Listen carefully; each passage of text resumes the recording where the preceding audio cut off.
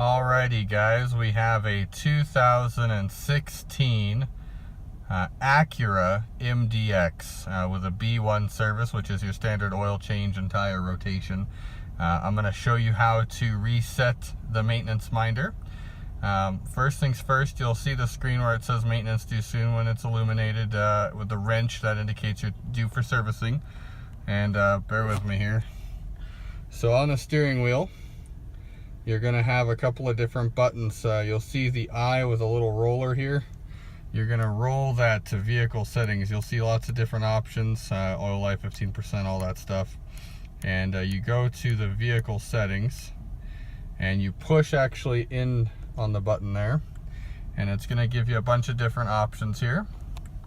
One is the driver system assist, meter setup, driving position. You're going to scroll all the way through until it says maintenance information. There it is.